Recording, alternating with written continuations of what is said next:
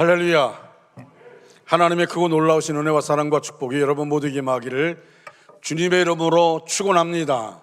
또한 영상으로 예배드리는 모든 가정마다 동일하게 역사할 줄로 믿습니다. 우리 옆에 분들 축복하시기 바랍니다. 하나님이 당신을 사랑하십니다. 힘내시기 바랍니다. 축복송 부르겠습니다.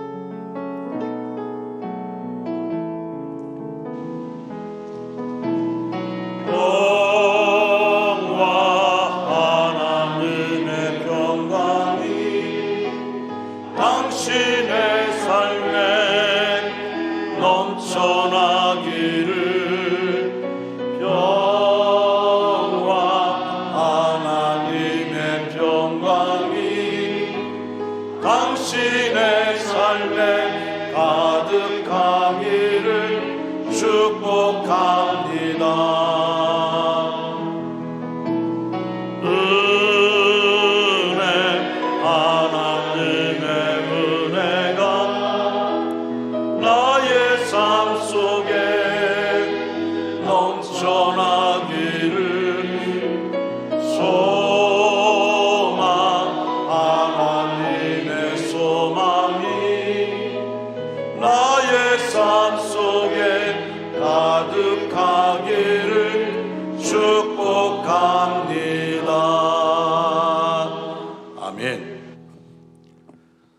CTS 기독방송에 보면은 콜링갓이라는 프로그램을 진행하는 브라이언 박 목사님이 계십니다. 얼굴은 잘생겼습니다. 스포츠 머리에 키는 엄청나게 크고 하얀 이를 드러내며 활짝 웃고 한국 발음이 좀 어색한 것처럼 보이는 분입니다. 시청자의 기도 제목을 전화로 받아서 중보 기도해 주는 목사님입니다. 제가 이 방송을 들으면서 이 마음에 이렇게 영적으로 이렇게 느껴지는 그런 부분이 있어요. 이분이 영성이 있는 목사님이구나. 그래서 인터넷에서 그분의 그 간증을 제가 찾아서 보게 됐습니다. 그 간증을 읽으면서 참 대단한 사람이구나 라는 것을 알게 되었습니다. 그의 간증입니다. 저는 예수님을 전혀 모르고 자랐습니다. 불교 믿는 집안에서 태어나서 중3 때 미국으로 이민을 갔습니다. 명문 대학을 나오고 뉴욕 월가의 한 증권회사에 말단 사원으로 입사해서 하루에 18시간 내지 19시간씩 일했습니다. 열심히 일한 결과 입사한 지 얼마 안 되어서 26살에 세계에서 제일 큰 증권회사의 부사장으로 올라갔습니다. 38살도 아니고 26살에 증권회사의 부사장이 되었다는 겁니다.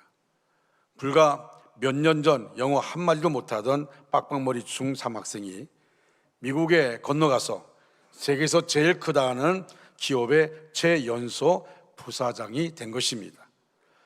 부사장으로 올라간 순간부터 놀라운 부가 따르게 되었습니다. 그때 내가 받았던 연봉은 제 친구들 10명이 벌어도 만져보지도 못한 금액이었습니다.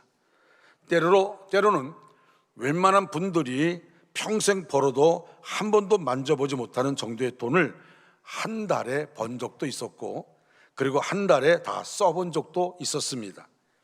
그러다 보니 저는 매우 교만해서 세상에서 가장 쉬운 것이 돈 버는 거라고 얘기하고 다녔습니다. 저는 차를 좋아해서 제 차고에는 남들이 생전 타보지도 못하고 발음하기도 힘든 차들이 여러 대 있었습니다. 그러나 저는 돈을 많이 벌면 행복할 줄 알았는데 행복하지 않았습니다. 명문 대학을 나와서 좋은 학벌이 있으면 기뻐질 줄 알았는데 기쁨이 없었습니다. 돈이나 좋은 직장이나 비싼 차나 그리고 사람들한테 칭찬을 많이 받으면 진짜 기쁨과 행복이 넘칠 줄 알았는데 없었습니다.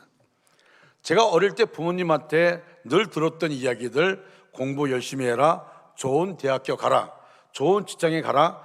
그래서 저는 열심히 공부했고 열심히 일해서 성공했지만 행복하지 않았습니다. 행복해지기 위해서 술도 많이 마셔봤고 담배도 하루에 2갑씩 폈고, 그러다 마약까지 하기 시작했습니다. 마약과 담배와 술을 21년 동안 거의 하루도 빠짐없이 했지만 행복하지 않았고 어떤 돌파구도 보이지 않았습니다. 저의 존재 이유를 찾지 못하여 허탈감과 우울증에 빠져서 2번이나 자살을 시도했습니다. 저는 대학교 때 역기를 들다가 허리를 다쳐서 16년 동안 허리 디스크로 고통받고 있습니다. 왼쪽 허리에는 2번, 2번, 3번이 디스크가 없습니다. 그래서 뼈와 뼈가 닿는 아픔을 16년 동안 견뎌야 했고, 왼쪽 발 뒤꿈치에 큰 종양이 있어서 쩔뚝거렸고, 폭음으로 위와 간을 버려서 소화 불량이었고, 위산 역류 때문에 제가 좋아하는 김치도 10년 이상 먹지 못했습니다. 온몸에 스트레스가 많아서 원형 탈모가 되었고, 온몸 전체가 두드러기 나는 피부병으로 고생했습니다. 제가 아침에 깨어나자마자 첫 번째 하는 것은 담배를 물고 진통제를 먹는 것이었습니다.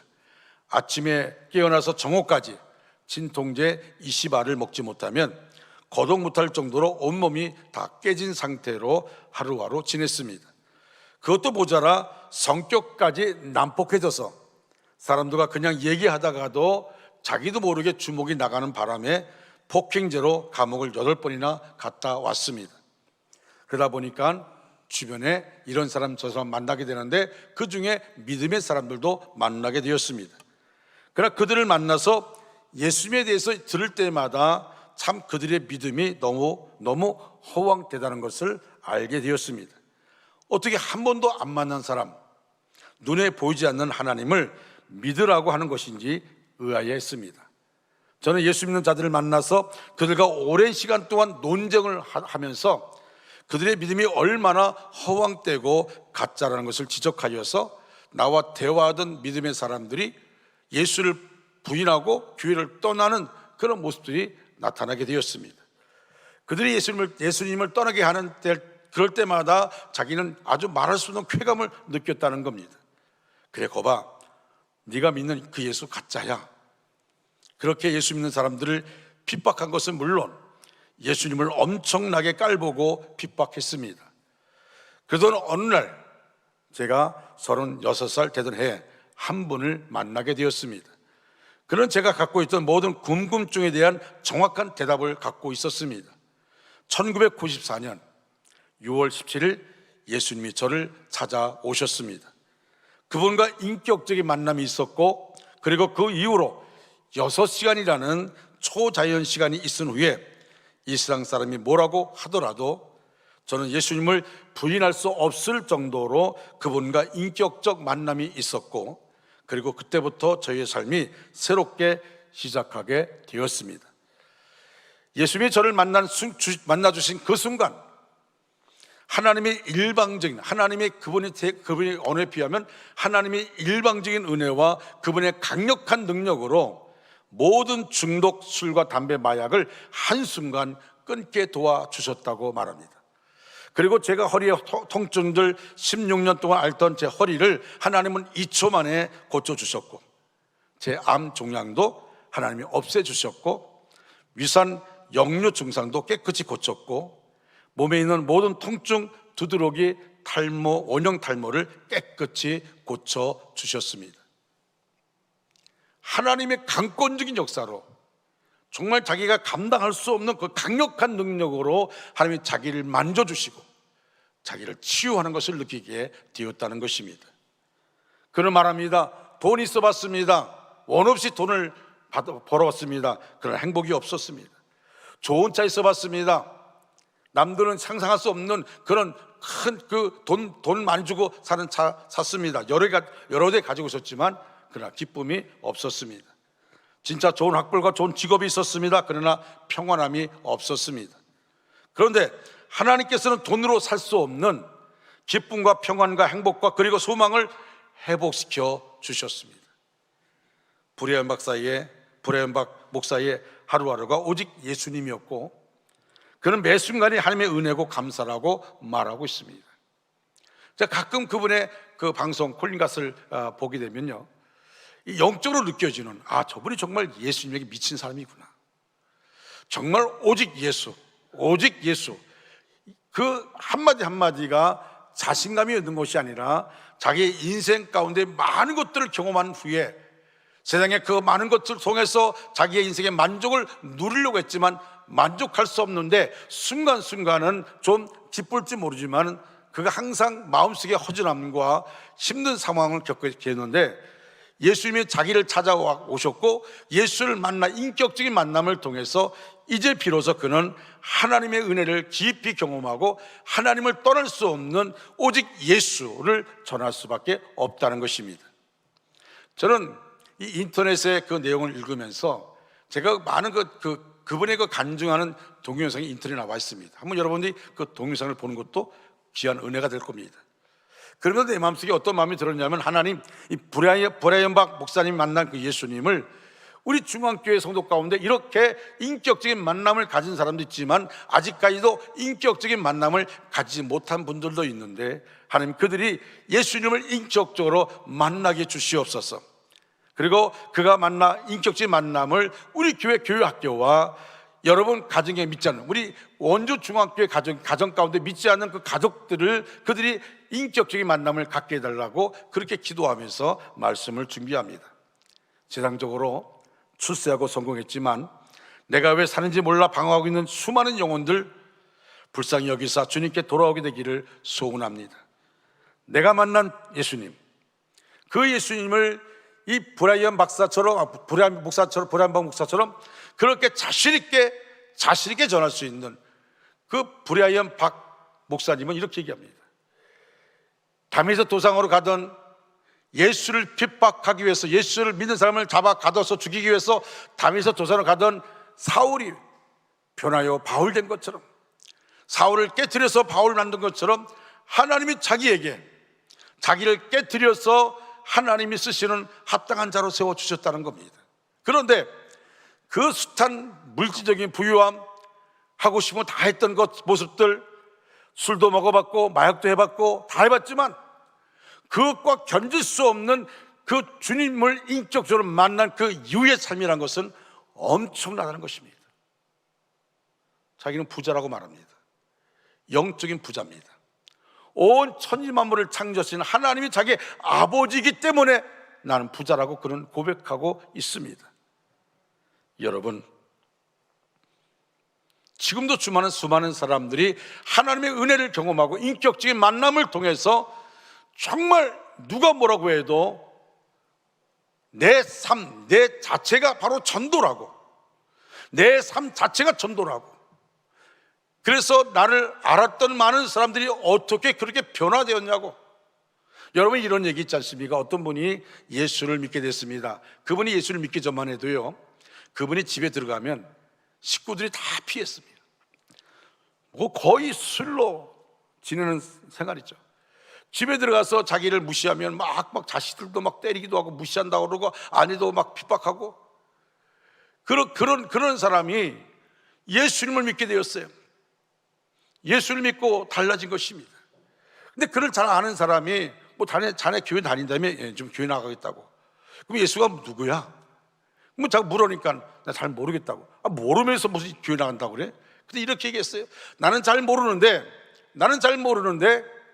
내가 지금은 집에 가면 우리 자녀들이 내가 올 때 문 열고 들어오면 다 자기 방으로 들어가는데 이제는 내가 오기만을 기다리네. 내가 퇴근해서 집에 들어오기만을 내 자녀들이 기다리고 있어. 그리고 내 자녀들과 좋은 시간을 갖고 있어. 내가 다른 거 몰라. 예수님을 자세하게 내가 설명하지 못하지만, 하나님을 자세하게 설명하지 못하지만 나를 봐. 내 삶, 내가 그렇게 살고 있다네. 여러분, 다른 것보다 더 중요한 게 뭡니까? 내 삶의 변화입니다. 예수님을 인격적으로 만난 그 이후에 내 삶의 변화를 말하는 것입니다. 아무리 신학적으로 논리적으로 말한다 할지라도 내 삶의 변화가 없으면 아무 소용 없습니다. 그런데 여러분, 엄밀히 말하면 전도의 가장 핵심적인 것, 전도의 가장 강력한 것이 뭔지 아십니까? 내 삶을 보여주는 겁니다. 내가 만난 예수님, 내 삶 가운데 역사하신 예수님. 여러분, 우리가 1년을 돌아보면서 오늘 우리가 이제 다음 주일날 추수감사 주일을 지켜야 되는데, 여러분, 우리가 어떨 때 보면요, 감사는 단어가 나에게 없을 때가 있어요. 아니, 내 삶 가운데 정말 힘겹게 하루하루를 살아가서 고개를 들어 주님을 바라볼 수 없는 그런 상황 가운데 놓였던 숱한 시간들이 있습니다. 그러나 뒤돌아보면 여전히 하나님은 나와 함께 했다는 것을 알게 되어집니다. 내 노력으로 내가 열심히 해서가 아니라 나라는 인간은 한계가 되어 있는데 그 한계 너머의 일들은 하나님 붙잡아 주셔서 여기까지 올 수가 있었다는 것입니다. 여러분, 우리가 1년을 돌아보면서 나의 삶을 보면, 저는 목회를 하면서 여전히 연말만 되면은 내 안에 고백하는 것은 나의 나 된 것은 하나님의 은혜입니다. 다른 것 할 것이 아무것도 없어요. 뭘 이뤘다는 아무것도 없습니다. 나의 나 된 것은 하나님의 은혜입니다. 하나님이 은혜로 붙잡아 주셨기에 여기까지 올 수 있었고 설 수 있었다는 것입니다. 자, 우리가 추수감사 주일 예배를 드리는데 한 해 동안 우리와 함께 했던 것보다 더 신령한 것이 뭘까요? 하나님이 나를 구원하여 하나님의 자녀 삼아 주신 것. 우리가 죽음을 두려워하지 않고 죽음 이혼, 죽음 너머에 있는 천국을 소망하며 살아갈 수 있다는 것, 신령한 의미를 볼 때에 예수님의 엄청난 피값을 통해 우리가 죄사함 받고 구원받아 하나님의 자녀가 되어진 것, 여러분, 복 가운데 엄청난, 가족 뭐와 비교할 수 없는 엄청난 복이라는 것은 다른 게 아닙니다. 내가 하나님의 자녀가 되었다는 것입니다. 이것이 얼마나 중요한지 모릅니다. 첫째로, 감사는 하나님의 뜻임을 아는 성도가 되어야 합니다. 자, 오늘 우리가 봉독한 말씀 가운데 보면은 이스라엘 백성들은 하나님의 말씀에 따라 1년에 3대 절기가 있어요. 유월절, 맥주절, 수장절 절기가 있습니다. 맥주감사주일, 추수감사주일 있는 것처럼 우리 교회에도 우리 다 있잖아요. 부활절, 성탄절이 있고 다 있지 않습니까? 왜 하나님께서 이스라엘 백성들에게 3대 절기를 지키라고 했을까요? 그것은 하나님께 받은 바 은혜를 기억하면서 살라고 하는 것입니다. 하나님께로 받은 은혜를 우리가 늘 기억하며 살고, 그리고 감사하고 살아야 합니다. 감사는 받은 바 고마움에 대한 표시입니다. 하나님께 여러분이 큰 은혜를 받았다고 생각하면 그 은혜에 대해서 여러분이 감사 표현을 하면서 살라는 것입니다. 사람이 살아가면서 감사가 얼마나 중요한지 모릅니다. 따라서 우리의 일상생활의 크고 작은 모든 일에도 꼭 감사가 필요합니다. 여러분, 가정 보세요. 가정의 원망 불평의 가정을 지배하면 그 가정은 지옥입니다. 그런데 가정의 구성원들이 서로 감사하게 될 때 그 가정은 천국이 되어집니다. 여러분, 사업도 마찬가지 아닐까요? 사업장에 늘 불만, 원망, 불평만 생각하면 사업이 지탱할 수가 없습니다. 그러나 지금은 안 된다 할지라도, 지금은 어렵다 할지라도 그 안에 감사를 찾게 되어지고 감사를 잃지 않으면 결국 하나님이 합력하여 선을 이루시는 그 은혜를 경험하게 되어집니다. 여러분, 가장 행복한 사람이 누굴까요? 부자입니까? 돈이 많은 사람입니까? 권력이 많은 사람입니까? 아닙니다. 가장 행복한 사람은 부자가 아니라 감사하는 사람입니다. 강한 자는 자기를 절제할 줄 아는 사람입니다. 가진 것에 만족하고 감사하는 자가 진정한 부자임을 믿고 우리는 감사를 알고 행하는 하나님의 사람이 되어야 될 줄로 믿습니다. 두 번째로, 하나님은 감사하는 자에게 복을 주심을 아는 성도가 되어야 합니다. 감사하는 자에게 믿음의 승리자가 되는 복을 주십니다. 오늘 보면 24절에 내가 이방 나라들을 네 앞에서 쫓아내고 라고 말합니다. 하나님께서는 대적하는 이방을 쫓아주신다고 하셨습니다. 여기서 말하는 이방은 가나안의 여러 원주민을 말합니다. 여러분, 하나님이 가나안 땅은 약속의 땅입니다. 하나님이 오래전 아브라함 때부터 이미 그 민족에게 가나안 땅을 주겠다고 말씀했습니다. 이건 약속의 땅입니다. 그러면 그들이 들어갈 약속한 가나안 땅은 아무도 살지 않는 그런 곳이 아닙니다. 이미 자리 잡은 가나안의 7 족속이 그 가운데서 살고 있습니다. 그런데 이미 가나안 땅에 정착해 살고 있는 그 원주민들은 성경의 표현대로 말하면 아주 키가 크고 강한 자들이라고 말합니다. 여러분, 모세가 가나안을 가기 전에 가데스 바네에서 12명의 정탐꾼을 가나안에 보냅니다.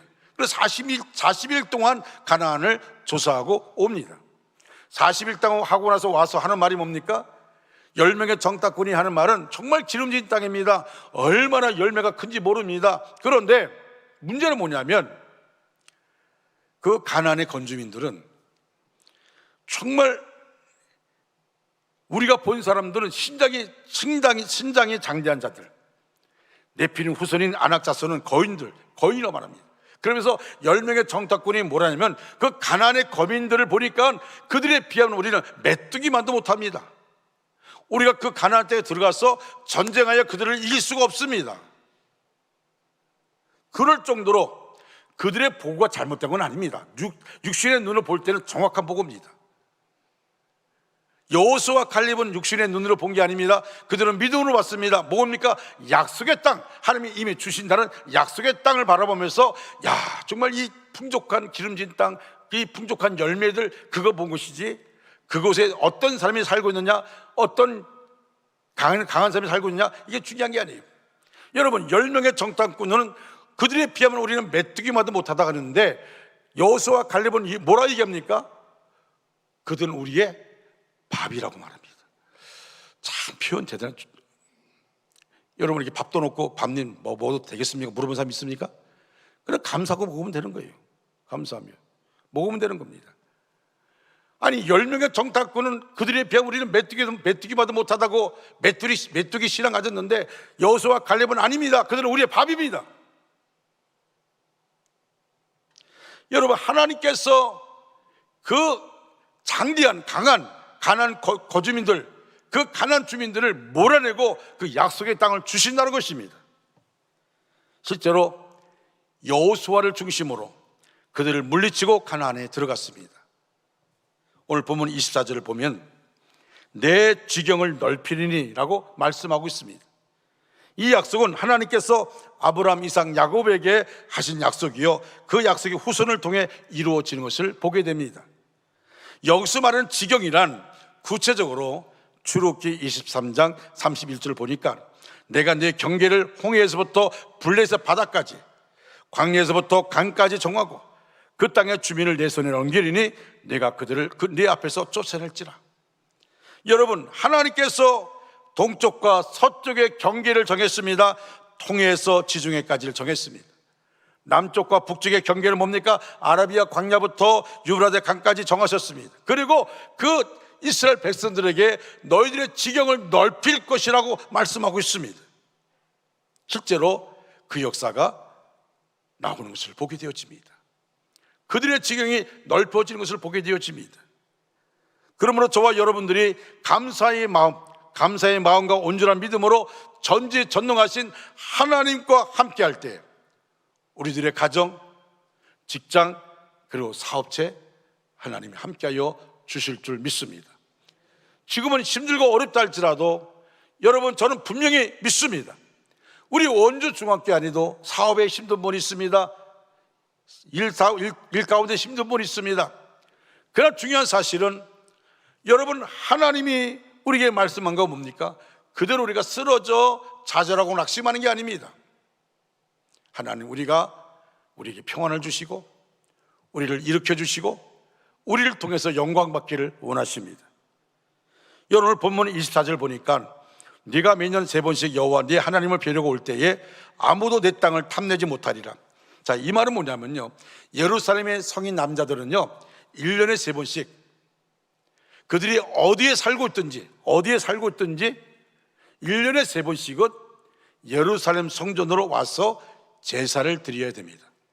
그러니까 성인 남자들은 1년에 3번씩 자기가 살고 있는 집을 떠나서 예루살렘으로 와야 됩니다. 그러면 성인 남자들이 집을 떠나 있으면 집에 누가 있어요? 아이들과 부녀가 있죠.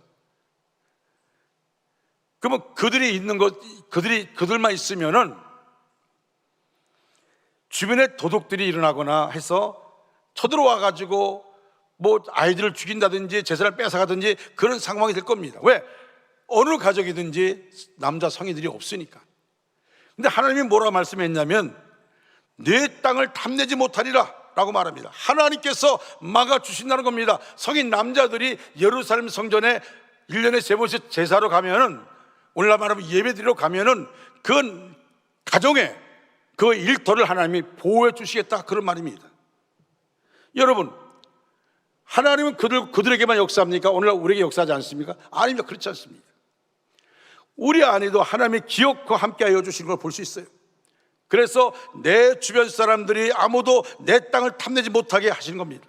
국가적인 위험이라든지 가정 재산상의 위험이라든지 오고 가는 일에 강도를 만나는 것 또는 병들지 않도록, 사고 나지 않도록 그렇게 지켜보아여 주시겠다는 약속입니다. 여러분, 우리의 삶에 얼마나 위험이 많습니까? 얼마나 위험이 많습니까? 아침에 잘 다녀오겠다고 나갔던 남편이 또는 자녀들이 저녁에 집에 들어오지 않고 싸늘한 시신으로 있을 때가 있습니다. 전혀 예기치 못한 사건, 사고가 일어납니다. 우리는 많은 것들을 계획하고 있지만 그 계획 속에 하나님이 함께하지 않으면 우리는 예측할 수 없는 상황에 머물 때가 있다는 것입니다. 여러분, 감사함으로 하나님께 나갈 때 하나님이 역사해 주신다고 말씀합니다. 시편 37편 32절 33절 말씀 우리 한번 다 같이 읽겠습니다. 시작. 악인이 의인을 엿보아 살해할 기회를 찾으나 여호와는 그를 악인의 손에 버려두지 아니하시고 재판 때에도 정죄하지 아니하시리로다. 아멘. 악한 자들은요, 의인에게 해를 가하려고 애를 씁니다. 수단과 방법 가리지 않고 침범해 오지만 하나님께서 허락하시지 않으면 결코 악인이 의인을 해치지 못한다는 것입니다. 잠언 24장 15절 16절 말씀 같이 읽겠습니다. 시작. 악한 자여 의인의 집을 엿보지 말며 그가 쉬는 처소를 헐지 말지니라.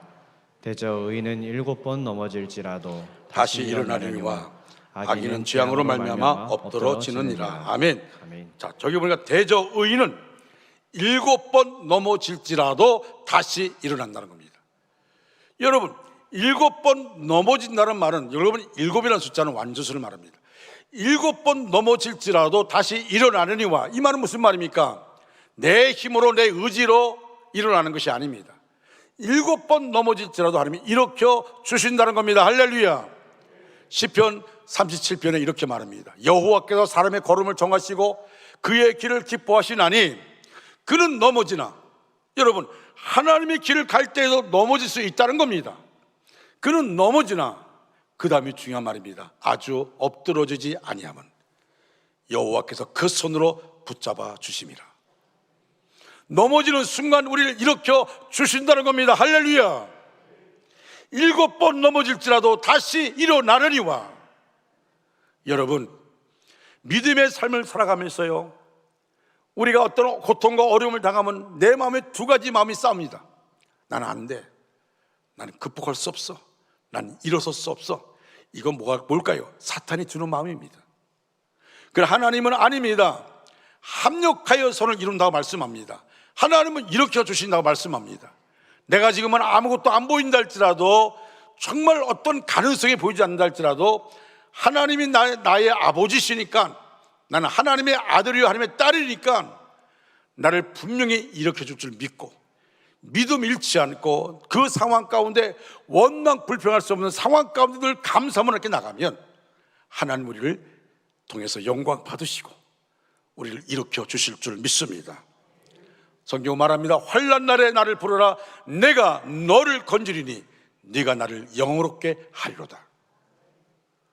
하나님께 환난 가운데 기도하면 우리를 일으켜 주신다는 거예요.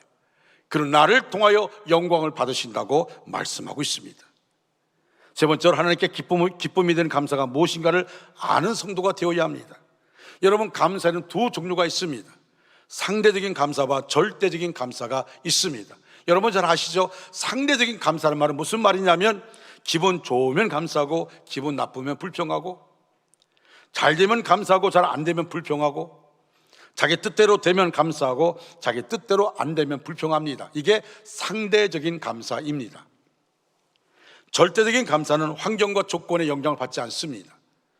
참 믿음의 성도는 하나님의 은혜가 임함으로 예수님이 주신 평강으로 어떤 환경과 어떤 형편에서든지 범사에 감사합니다. 본래 우리는 죄로 말미암아 죽었던 사람들입니다. 예수님의 십자가 보혈로 구원받아 하나님의 자녀가 되었습니다. 여러분, 예수님이 십자가를 짊어지심을 통해서 하나님과 우리 사이에 가로막혀 있었는데 예수님이 화목제물 돼가지고 하나님과의 관계성이 회복되었습니다. 이웃과의 관계성이 회복되었습니다. 우리가 이 은혜를 입었기 때문에 우리는 마땅히 감사하며 사는 자가 되어야 합니다.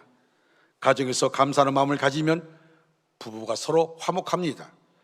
감사한 마음을 가지면 직장에서 동료 간에 화목합니다. 감사한 마음을 가지면 어떤 환경에서도 서로 화목하며 평화를 이룰 수 있습니다. 우리 모두 감사하는 믿음을 주님께 보여드리시기를 바랍니다. 여러분, 우리가 하나님의 말씀을 감사로 받을 때 그 말씀이 내 속에서 풍성히 거하게 됩니다. 말씀을 통한 약속이 내 것이 됩니다. 그때 하나님 앞에 감사한 마음을 담아서 물질을 드릴 때 받으시는 헌금이 됩니다. 하나님 앞에 감사로 노래를 부를 때 귀한 찬양이 됩니다. 감사하는 마음과 믿음으로 우리의 구할 것을 하나님께 향처럼 올릴 때 향기로운 기도가 됩니다. 감사하는 마음을 담아서 마음과 몸과 정성을 다 담아드릴 때 아름다운 헌신이 됩니다. 영국의 성경 주석가인 매튜리 목사님은 감사에 대해서 이렇게 말했습니다. 감사란 산수에서 더하기와 같다.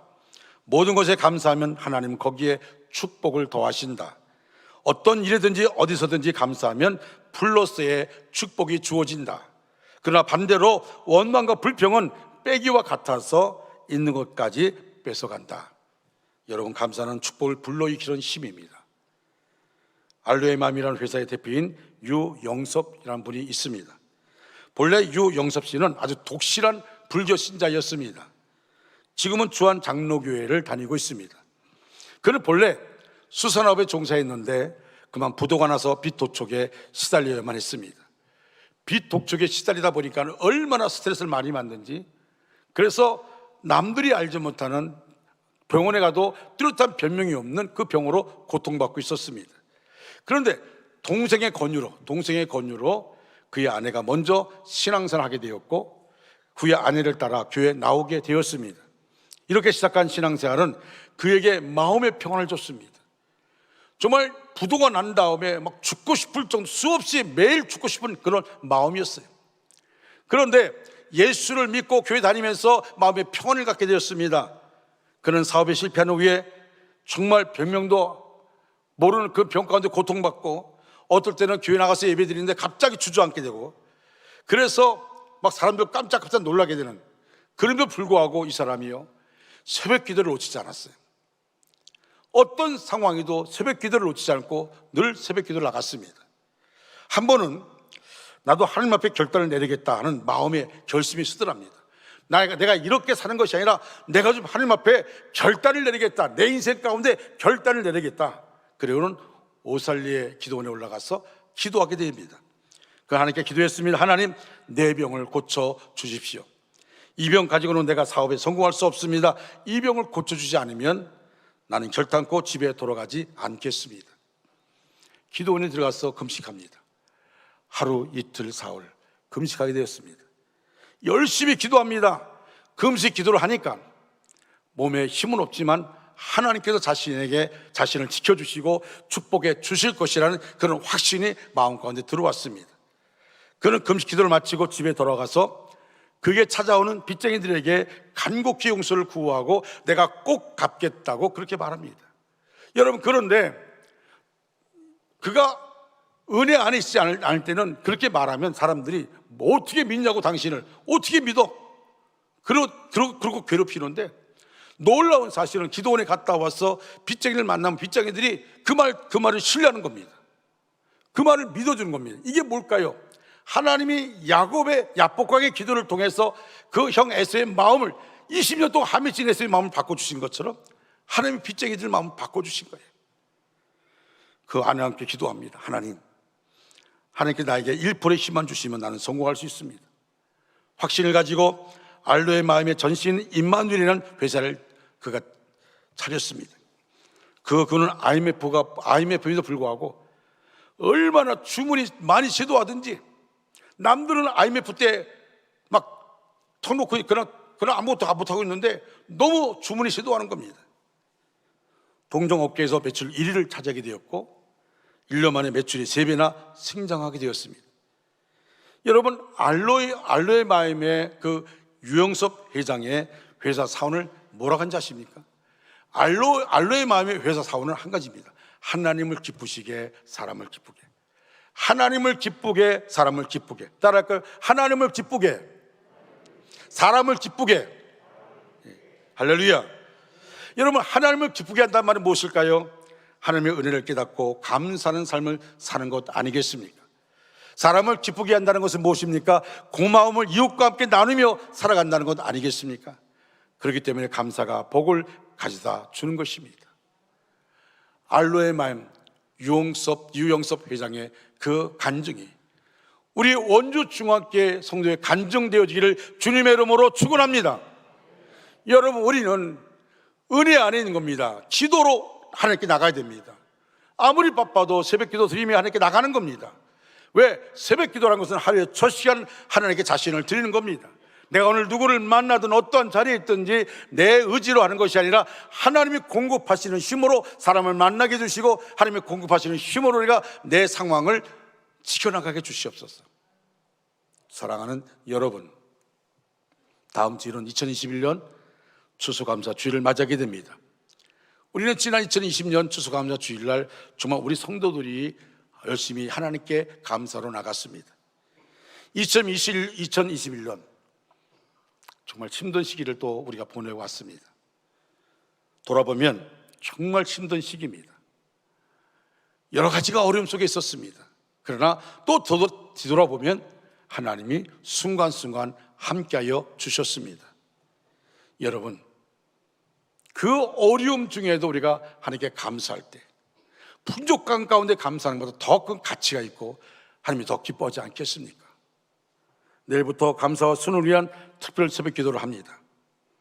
지난 주간에 우리가 성령 집회한 다음에 이번 한 주간은 어떻게 할 것인가 우리 교육자들과 회의를 거듭하다가 결국은 결론이 특별 새벽 기도를 합시다. 왜? 수능 시험 치는 자녀들도 있고 매년 우리가 특별 새벽 기도를 감사와 수능을 위한 특별 새벽 기도 했으니까 하자고 하는 그런 결론을 내고, 그 대신 여러분 내일부터 있는 특별 새벽 기도회에는 성경 통독은 같이 합니다. 그러나 성경 통독 가운데 잠언 1장부터 시작하게 되었기 때문에 월요일부터 토요일까지를 잠언서만 가지고 성경 통독을 합니다. 그리고 그 성경 통독한 내용을 가지고 그리고 한 5분 정도 설교를 하게 되어집니다. 그것은 그 주간에 이제 내일 1장부터 5장까지 하면 1장부터 5장까지 있는 가운데서 말씀을 전합니다. 저는 내일 잠언 2장의 말씀 가지고 말씀을 전할 것입니다. 그뿐만 아니라 여러분 간지에 기도 제목들을 다 줬습니다. 여러분 그 간지는 여러분 그냥 새벽 기도 나와서만 기도하는 게 아니라 여러분 매일 그 내용을 가지고 기도하시기를 바랍니다. 매일 중보 기도 하시기를 바랍니다. 우리의 중보 기도 하나님이 응답해 주실 줄로 믿습니다. 저는 우리 원주 중앙교회는 중보 기도가 강한 교회입니다. 여러분의 중보 기도할 때에 하나님께서 역사해 주셔서 우리 자녀들 시험 기간 동안에 시험 받지 않고 실수하지 않고 좋은 결과 얻을 줄로 믿습니다. 또 우리가 중보 기도하면서 늘 한 주간 감사함을 통해 그 감사의 은혜를 생각하면서 주 앞에 감사하는 것입니다. 그뿐만 아니라 이제 다음 주일 돌아온 주일날은 추수감사 주일과 함께 청동원 주일로 지킵니다. 어떤 분들은 코로나 시작되고 거의 2년 동안 한 번도 교회를 나오지 않은 분들도 있습니다. 여러분 이제는 우리가 마음을 모아야 됩니다. 마음을 모아서 이제는 교회 나와야 됩니다. 예배에 참여해야 됩니다. 여러분 영상으로 예배 드리는 것도 중요하고, 여러분 어떤 분들은 정말 나오고 싶은데 여러 가지 상황이 나오지 못하는 상황이기 때문에 그래서 힘들게 영상 예배를 안타까운 마음으로 드리는 분들도 있습니다. 이제는 다 주 앞에 나와서 예배 드려야 합니다. 예배의 회복이 필요합니다. 기도의 회복이 필요합니다. 성도의 공동체의 회복이 필요합니다. 이런 회복이 우리 안에 있기를 간절히 소원합니다. 감사의 시작은 축복의 시작이고 불평의 시작은 파멸의 시작입니다. 축복된 인생은 감사로부터 출발합니다. 감사는 여러분의 운명을 변화시킵니다. 여러분, 우리의 삶 가운데 바꿔놓고 보면 감사할 제목이 있게 되고, 그 감사할 제목을 찾게 되면요, 그것 때문에 힘을 얻게 되는 것을 보게 되어집니다. 한 주간 동안 여러분들 새벽 기도를 통하여 기도하며 한 주간 우리의 삶을 돌아보면서 돌아온 주일날 기쁨으로 우리가 물질뿐만 아니라 우리의 마음을 다해서 우리의 시간을 통해서 하나님께 감사하는 저와 여러분 되시기를 간절히 바랍니다. 돌아오면 당연한 것 아무것도 없습니다. 다 하나님의 은혜입니다. 우리 다 같이 일어나셔서 찬양하겠습니다. 내가 누려왔던 모든 것들이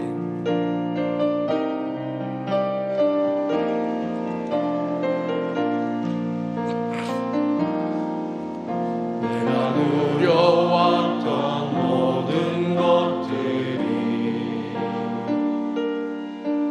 내가 지나왔던 모든 시간이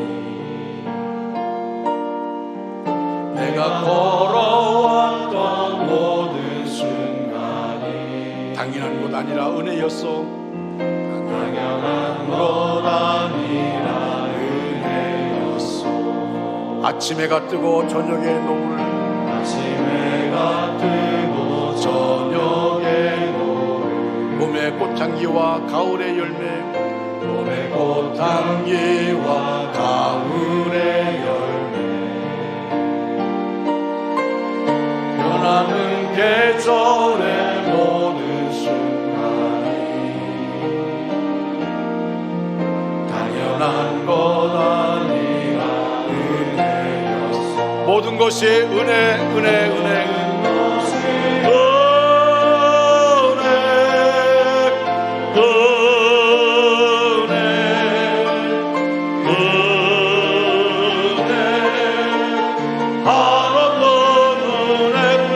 내 삶에 당연한 것 하나도 없었던 것을 모든 것이 은혜였소. 내가 이 땅에 태어나 사는 것 어린아이 시절과 지금까지 어린아이 시절과 지금까지 숨을 쉬며 살며 꿈을 꾸는 삶, 숨을 쉬며 살며 꿈을 꾸는 삶 당연한 것 아니라 은혜였소. 내가 하나님의 자녀로 살며 하나님의 자녀로 살며 오늘 찬양하고 예배하는 삶, 오늘 찬양하고 예배하는 삶 복음을 전할 수 있는 축복이 복음을 전할 수 있는 축복이 당연한 것 아닙니다. 은혜였습니다. 당연한 것 아니라 은혜였어. 모든 것에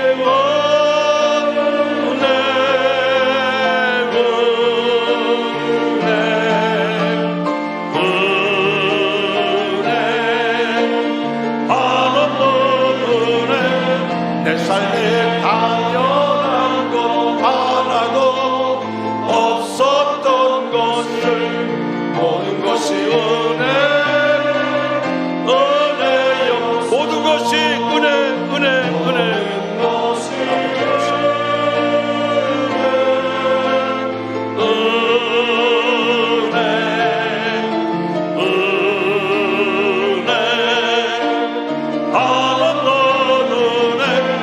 내 삶에 당연한 것 하나도 없었던 것을 모든 것이 은혜였소. 그렇습니다. 하나님 아버지, 모든 것이 은혜입니다. 당연한 것 하나도 없습니다. 코로나19 상황 가운데 힘든 시기를 지내왔지만 그래도 우리의 뒤를 돌아보면 하나님이 함께하여 주셨습니다. 주저앉아 있을 때 일으켜 주셨고 답답하고 견딜 수 없을 때 다시금 소망을 주셨고 우리의 삶을 인도하여 주셨습니다. 아버지, 우리는 세상에 살고 있지만 하나님의 자녀입니다. 저 영원한 천국을 소망하며 나가고 있습니다. 하나님, 세상의 것 때문에 흔들리지 않게 해주시고 그것과 하나님의 은혜를 견주지 않게 해주시고 비교하지 않게 해주시고 너무도 엄청난 축복받은 저희들, 하나님의 자녀가 된 저희들, 감히 우리 입술로 하나님을 아빠 아버지라 부를 수 있는 우리들, 이 은혜를 삶 가운데 누리게 하여 주시고 하나님께 감사하는 우리 모두가 되게 하여 주시옵소서. 지금은 우리 구주 예수 그리스도의 은혜와 하나님 아버지의 극진하신 사랑하심과 성령의 역사하심이 우리 전체 위에, 그리고 우리 가정과 생활과 사업과 학업 위에 이제로부터 영원토록 함께 하시기를 간절히 축원하옵나이다. 아멘.